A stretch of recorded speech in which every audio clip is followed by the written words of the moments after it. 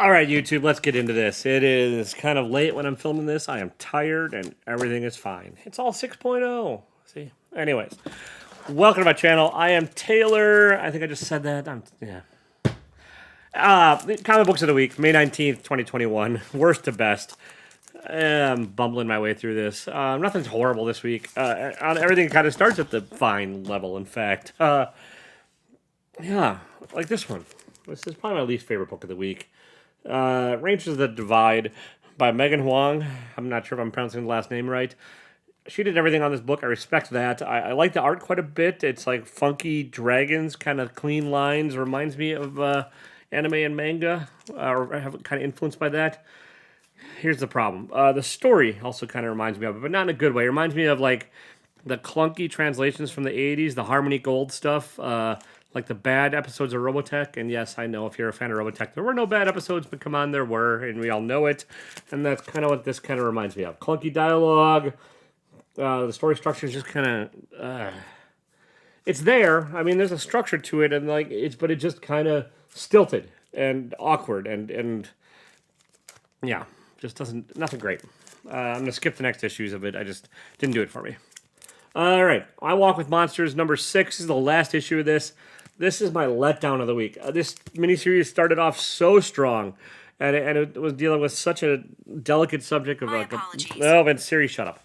It was dealing with abuse and tragedy and a reaction to it, and like it still kind of is, but this ending just didn't work for me. Like I don't know if it's supposed to be alliterative or literal, or the story just doesn't give me enough clues to let you know what is going on with it. And it just kind of, yeah, it's not, and I get life doesn't have a satisfying resolution to everything, but like, this just left me especially unsatisfied and just didn't resolve the story, I don't think, well enough. So, there you go. Black Knight, Curse of the Ebony Blade, number 3. This is one of the couple's 2 Cy Spurrier books on the list. It's not bad. He's trying to make the Black Knight into this quippy kind of sad sack hero that nobody likes, and I don't know. I just don't love his version of the character. He's doing some interesting stuff with the Ebony Blade and other Ebony elements and stuff, and kind of retconning Black Knight's history and the powers of the blade and everything else, and that has some interesting stuff to it, but I'm not convinced on this one either. It's a trade paperback at best. I don't know. I'll probably finish off because it's like 3 of 5, I think. I hope. I hope it's almost done. I hope. Speaking of which, I'm probably done with this one too. Valkyrie's number 2. I wanted to like this a lot too. The art, half of the art's gorgeous. Half of it's not. There's 2 different artists working on it, and it's kind of stilted and across the like all over the place when you're trying to figure out. It's just jarring to transition from one artist to the other. And that's tricky when you try and pull that off in one book and in one story. Even though I get it, there's 2 different characters, 2 different story quests going on, blah blah blah blah. But yeah, I mean, there's enough interesting stuff like Loki and Fenris's child, I think, kind of. Yeah, I couldn't really remember from the first one, and that's not a good sign either. When the first issue doesn't leave a whole lot of impression with me, where I have to like try and recall what's going on, and when I do, I get a half idea, and yeah, it's Valkyries. Whatever. All right, this is another one that is now going to the I will buy it in trade paperback pile. We only find them when they're dead. This was on pretty much on the chop and block beforehand. The first story arc just didn't started off strong and just fizzled. And the art, like the drawing itself, is great by Simone DeMeo. And the writing by Al Ewing is interesting, but like from issue to issue, it's hard to keep up with, and like it's hard to tell the characters from one another. The coloring is just kind of what kills this one, and it's really muddied. And it's either the coloring or the artist where they're like really delineating a foreground and background with blurriness, and it kind of looks like screen captures of like Titan AE level animation from back in the day, and it's just not doing it for me. The story, dead gods, people eat the dead gods to survive, and this is a jump to the future with different characters, and like that dead gods are almost gone now, I guess, even though they were dead and gone. I don't care. All right, the autumnal number 7. I think there's like one more left of this, and I am glad. It's another one, like starting really strong and just kind of fading towards the end. It's not a horrible fade. It's just kind of it doesn't. It's not sticking it for me. The trees are evil and there's some sacrifice, and you still don't really know what's going on. Just get there already. Like, there's been so much of this kind of weird buildup in these issues, and just kind of seems like it's dragging its feet. And I'm like, just give me something concrete to be scared of, or just give me some horror, or give me something other than just a general sense of creepiness. That slow-paced burn is fine when it's really well done. Like Red Mother was masterful at it, but there's enough in each issue where you're like, oh yeah, I'll keep up. This one, I don't know. I just kind of like, you just get to the end already. Okay, not the best sign, but it's fine. Okay. Phantom of the Scan. This one was close to not... I was close to not picking it up. The first issue wasn't a lot to it. And this one is a little more. Someone's killing all these psychics. They're all tied together somehow. And you still don't know what's going on. There's still more. There's more in this issue, but it's just not... There's just still not enough there for me. And it's not saying it's bad. It's just saying, like... I think Cullen Bunn's writing for the trade paperback, which makes it really hard to like read these individual issues and drop $4 to $5, on everything every week. And I'm not trying to be cranky with all these. I'm really not. These are all fine. They're just not great. And I'm trying to cull my list down and get to great, or trying to like be responsible with my money and trying to like help you all be responsible with your money. And for this one, I'd say wait for a trade paperback and pick it up then, and it'll probably be okay. It's just right now. Reading it month to month, I'm like, I don't get it. Art is gorgeous, though. Mark Torres. Art is fantastic. All right, this one I'm just buying because it's damn Star Wars at this point. It's Star Wars Bounty Hunters. It's Drengar. It's Jack Valance. Not Jack. Valance, whatever, the Bounty Hunter. I never liked that character shitty character design from, like, Marvel 70s stuff, and, like, still shitty. The problem with some of the, like, a lot of the issue I have with this is, like, the newer characters that designed just for the comics, especially depending upon the artist, it just does not work. And there's not a lot of new in here. These are all existing. Like Drengar is from the movie. But the one, like Jack Valance, I'm just going to keep saying it because I don't care, was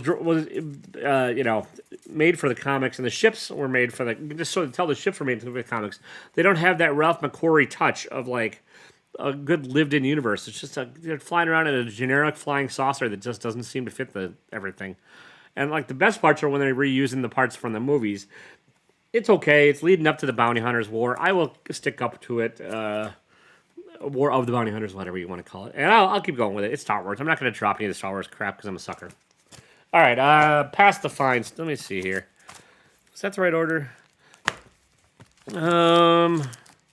Yeah, kind of. All right, I just do this on the fly, guys. All right, this actually came out last week, but... Rorschach number, whatever is this? 8. It wasn't on my comic. Guys forgot to put it in my box for whatever reason. I love the cover. I love the design of this book, and I love the structure of it. It's like an interview that you can read across the panels or down. The whole thing's just one big, not police. I don't know who the main guy even is. I don't think they really have ever explained. He's kind of a nameless investigator.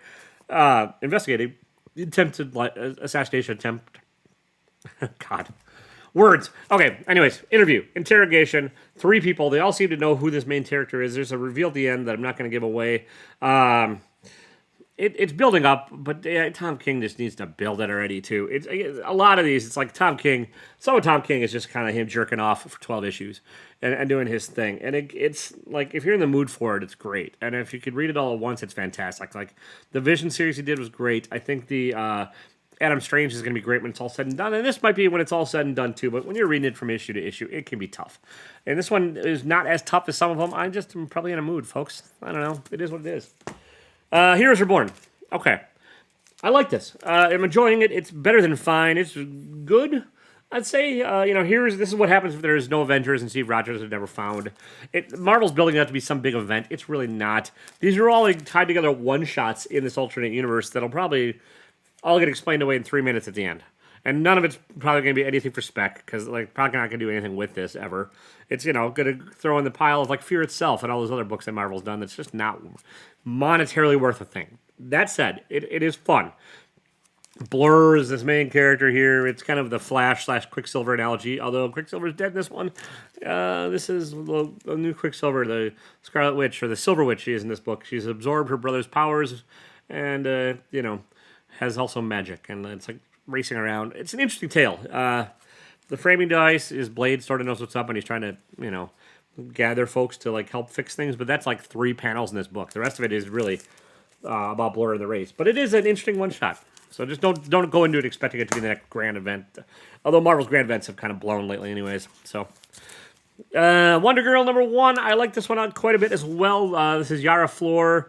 Whatever. Joelle Jones is doing the art and the writing on this, and she was the same. She did it on Infinite Future or Future Frontier, whatever. I can't keep up with DC's naming. I've said this in numerous videos. Their naming convention for their events is goddamn horrible. And like it's all Dark Knights of the Death Metal Infinite Frontier Future State. I don't care. I don't care what it is. This is in continuity. This is sort of the origin of Wonder Girl and why she might be a problem. She'll probably eventually be the new Wonder Woman, but for now she's Wonder Girl. And there's like all these other like elements in play that are gonna probably have to deal with her. But this is just kind of her coming into her own, and like it's the start of an intriguing tale. Almost, if there was a little more in this issue, it would have been higher or lower in the stack, which means it would have been better. It's a little light on content, but still, it's a very interesting premise, and I will read it and see where it goes. I'm trying to do this quickly because my laptop battery is dying, folks. Stray Dogs #4. Again, this is fun and great. Fun for a horrible murder mystery involving cute animated dogs. They're not animated, but they look like they're Disney dogs, and their owner might or might not have gotten all these dogs by killing all the other previous owners. Probably did, because otherwise it'd be a really boring story if the dogs were all just nuts. So, that's a little bit of spoilers, but we're 4 issues in, folks. Catch up. The problem, and it's been a problem with some of these, is they're stretching out this way too long. It could, like the last 3 issues have all sort of been the same kind of thing. Like they're all trying to like figure out whether or not their master's done it, and they need to progress the plot along, and like the dogs need to like start doing some shit. Otherwise, I'm just like, what the get there, get somewhere already with it. But it's a unique idea. It is well told and well illustrated. It just needs to go a little faster for me. All right, Way of X #2. I did not expect to like this one as much. The first issue was okay. This is the Other Side Spurrier book. And he's much better on this than he is on the Black Knight, Ebony, whatever that, Black Knight, Ebony, Blade, that one, the other one. This is Nightcrawler and Legion and threats coming into Krakoa from Orcus, who is these outside things. And Nightcrawler's put together this team. He's having an existential crisis and, sort of coming to mutant faith, whatever that may mean, moments in here. I'm going to keep up this one. This is probably, at this point, I'm really 2 issues in, but this is probably my second favorite X book.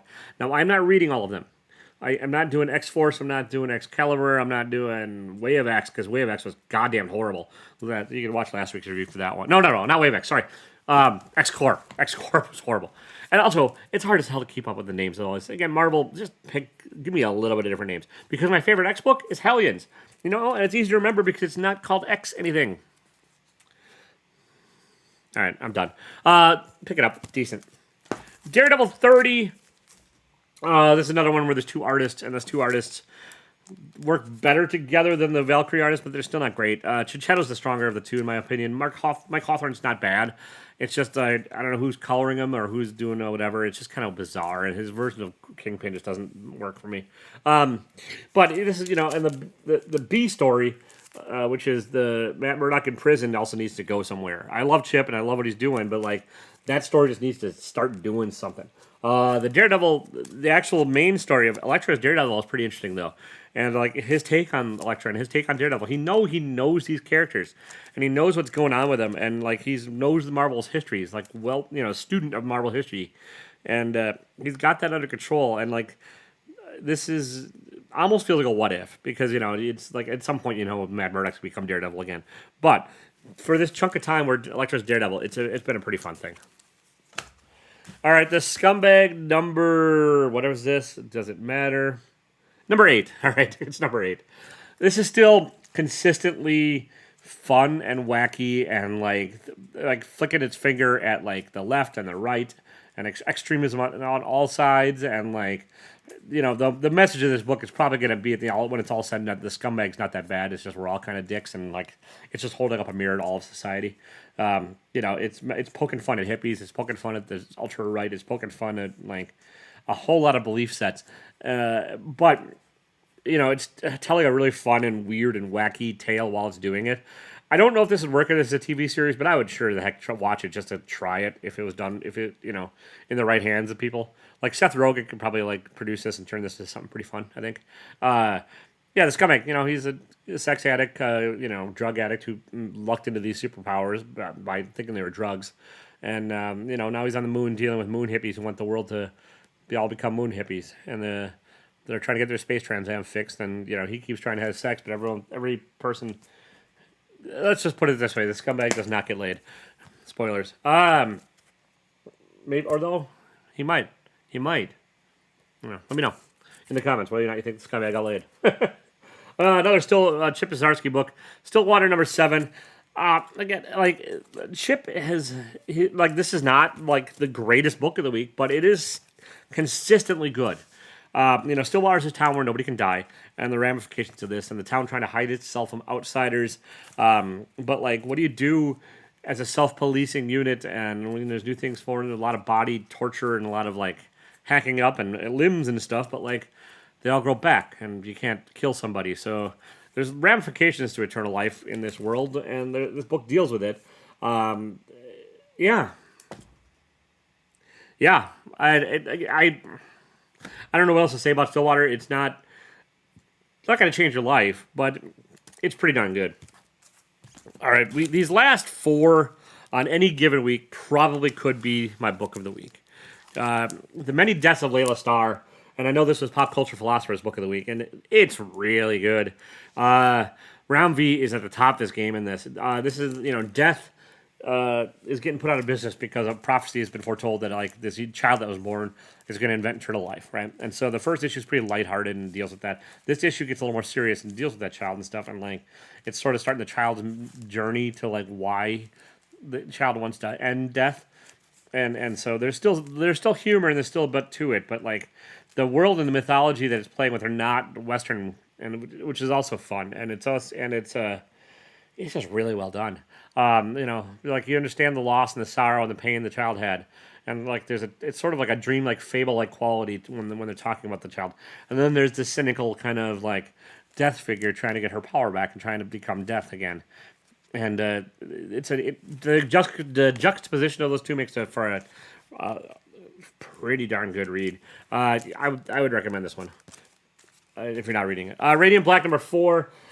The first issue of the Radiant Black bored the hell out of me, and it's been getting better every issue. This is the best issue yet. It's borderline fantastic. I didn't know what to expect from it, and it's a writer with writer's block and dealing with it. And this is the training montage episode, but the way they do it is Kyle Higgins writes it is great. And I don't want to give it a whole lot of spoilers, but the ending of this book, it was yeah, okay, I am along for this ride now. Let's see where this goes. I kind of hope the ending sticks, but if it doesn't, I hope they have a reason for it. How about that? That's my way of not spoiling. All right, 2 left. Nightwing #80. Okay, I'm not sure if anybody other than me, I mean, I know some folks probably did, but the Matt Fraction's Hawkeye run, I think they had it collected in a trade paperback called My Life as a Weapon. Has Hawkeye move into this building and becoming the protector of the building. Not that Tom Taylor's stealing that idea, but but Nightwing moves back to Bloodhaven is becoming this protector of the homeless. And even the way it's illustrated, the Redondo has these elements where he's there's elements that remind me of the David Aja art in the Matt Fraction Hawkeye run. Nightwing's not a sad sack of a character and stuff, and it's that element's different, but that was probably the best Hawkeye tale I've ever read, and this is thus far is the best Nightwing I've ever read, by far. Not that I've read a lot, because nothing made me care about the character until now. Tom Taylor's handling of this character is fantastic. And I probably have said fantastic 12 times in this video, but I don't care. Whatever, you can count. Los Cruces, you can let me know how many times I've said the word fine and fantastic, and count the number of times I've said while you're at it. Yeah. Pick up Nightwing. It's great. And then my book of the week, which is not going to be probably everyone's book of the week, but I don't care. This is my channel. This is my show. And while there are some warts to this book and some flaws, it is interesting enough and audacious enough and big enough and well illustrated enough that it is my book of the week. Red Room #1 by Ed Piskor. Ed Piskor is the artist and writer behind the Hip Hop Family Tree and X-Men Grand Design. This is nothing like those. This is his take on like underground comics, like Robert Crumb, Dan Close, Charles Burns, any of the like the 80s, 70s, 60s, 80s like underground guys. You can tell he's loving them, and he has a channel that I watch on YouTube called Cartoonist Kayfabe. That really he and Jim Rugg get together to just talk comics. You should just read it. You should watch that channel. But he talks, some of the episodes where he's talking about outlaw comics and stuff. You can tell he's just got a love affair with them, and it shows in this. This is paying for torture porn with cryptocurrency on the dark web, so it's very relevant to our times. It's a lot of book. I don't know how many pages it is, but it's pretty thick and pretty dense. And each page is just meticulously drawn in black and white with a cream color that like really fits it. And then the text is in white word bubbles. If I had one nitpick, well, it's a couple nitpicks. It's the storytelling gets a little bit jumps around a little bit at times, a little much too much for my liking, especially at first where you're like trying to figure out what's going on. And then the lettering is not fantastic, but it doesn't bug me enough to really knock at any points. It is still, if you like Rob Zombie horror movies, I'm stealing this from God My Us, and he was not bad. He was not wrong about it. You'll probably like this. Or if you like really over the top, grotesque horror, you're gonna like this. Like shock value, like 80s, like extreme, many faces of death, and all those, the rumors of all those videos and stuff that maybe were going around if you're old enough to remember them.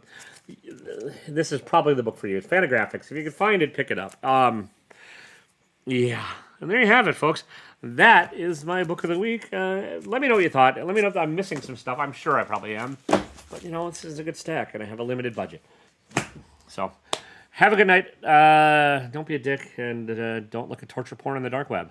And just by saying that, I've probably been flagged. So, see ya.